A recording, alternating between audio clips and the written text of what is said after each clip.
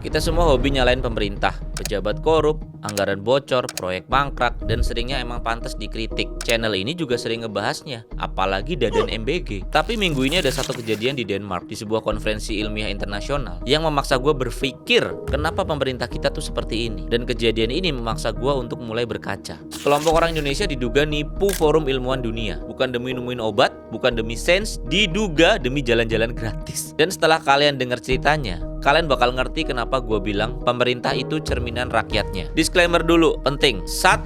Semua yang gue ceritain statusnya dugaan, berdasarkan kesaksian peserta konferensi dan pemberitaan media kredibel. Pihak yang dituduh nih udah memberikan klarifikasi dan bantahan, dan itu hak mereka, bebas-bebas aja. Gue bukan hakim. 2. Gue gak akan fokus ke individunya, makanya gue pakai inisial. Yang mau gue bedah itu pola dan cerminnya. 3. Video ini bukan buat ngejelek-jelekin bangsa sendiri, justru sebaliknya. Lu tonton sampai habis, lu bakal paham kenapa kita ini harus berkaca.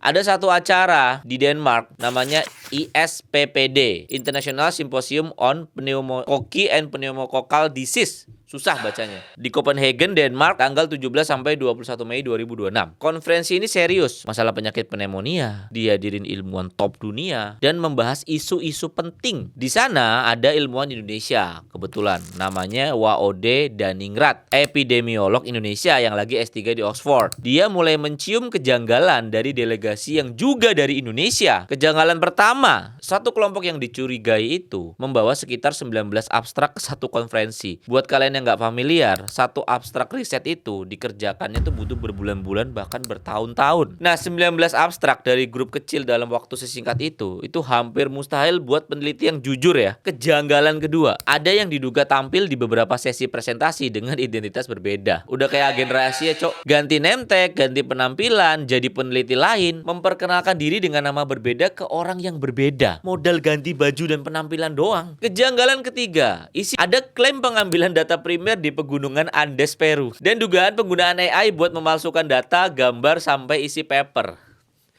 Kalau sampai AI-nya juga gratisan, bener-bener gitu. Lalu, Ida Bagus Mandara Brasika, dosen Universitas Udayana, mengangkat temuan ini ke media sosial 26 Mei kemarin. Viral abis-abisan. Media nasional turun, nama yang diduga terlibat antara lain berinisial P dan RF. Mereka alumni sebuah universitas negeri.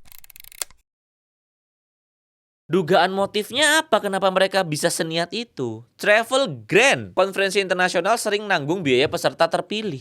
Tiket, hotel, akomodasi, biar buat jalan-jalan doang. Jadi diduga riset palsu ini bukan buat ngejar Nobel, bukan mau menemukan sesuatu yang hebat, yang ilmuwan Indonesia bisa temuin, vaksin lah. Tapi buat jalan-jalan ke luar negeri gratis, dibiayain panitia. Riset cuma jadi tiket, sains cuma jadi alat buat gaya. Bahkan salah satu terduga ada yang pamer di sosial medianya. Di tahun 2026 aja udah jalan-jalan ke luar negeri 100 kali. Ngalang-ngalain anggota DPR nggak tuh? Dan ini diduga bukan kejadian pertama. Pola serupa tersebut terjadi di konferensi di Taiwan 2025, Adelaide Australia, sampai Kyoto dan Tokyo Jepang. Konteks yang lebih besarnya, fenomena paper mill, joki publikasi, jurnal predator, manipulasi sitasi, ini ekosistem bukan oknum tunggal. Sekarang bagian yang gak enak, coba perhatiin pola pikirnya. Hasil instan, jalan pintas, gengsi di atas integritas, pingin diakui tanpa mau prosesnya, familiar gak? Itu persis pola yang kita kritik di pejabat korup. Bedanya cuma skalanya aja. Pejabat mainnya APBN, jalan-jalan pakai duit APBN, nikmatin duit APBN buat pribadi. Ini mainnya grand konferensi. Mentalnya satu nasab. Kita sering ngebayangin koruptor itu kayak alien, makhluk asing yang tiba-tiba nongol di kursi kekuasaan. Padahal enggak. Mereka tubuh dari sekolah yang sama kayak kita, dari budaya yang sama. Daftar buat kita bercermin ya. Pelan-pelan deh gue, satu-satu. Budaya nyontek pas ujian, joki tugas, beli skripsi, yang penting lulus, nyogok biar urusan lancar, nitip absen, markup nota kantor, beli followers, pamer pencapaian yang sebenarnya beli. Semua itu nggak hilang pas orang dapat jabatan. Itu kebawa. Yang berubah tuh cuma jumlah duitnya aja lebih gede. Jadi pas kita rame-rame marah ke pejabat yang manipulasi laporan, sambil kita sendiri santai aja sama joki skripsi, ada cermin gede nih yang lagi kita hindarin.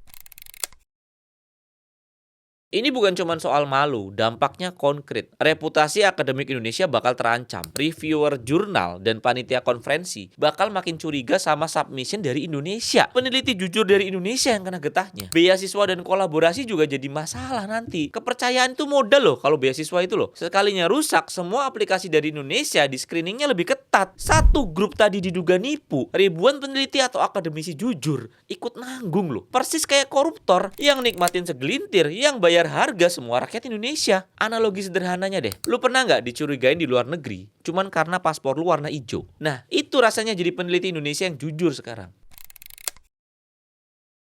Tapi ingat teman-teman, cermin itu dua arah dan ini bagian yang bikin gue masih optimis. Yang bongkar skandal ini juga orang Indonesia, WOD, yang teliti dan berani bersuara di forum internasional. Ide bagus, dosen yang gak takut viral demi integritas. Ribuan netizen yang marah karena malu, itu tanda standar moral kita tuh masih hidup. Gue juga yakin banyak sekali ribuan peneliti Indonesia yang masih jujur dan kerjanya sunyi. Yang publikasinya pelan, tapi asli. Integritas itu masih ada di darah kita, cuman kalah berisik sama yang ngambil jalan pintas. Sistem kita juga harus dibenahi. Insentif akademik kita ngehargain kuantitas publikasi dan gelar, bukan kualitasnya. Selama poin dan gengsi yang dikejar, jalan pintas bakal selalu laku. Reformasi insentif merupakan bagian dari solusi menurut gua.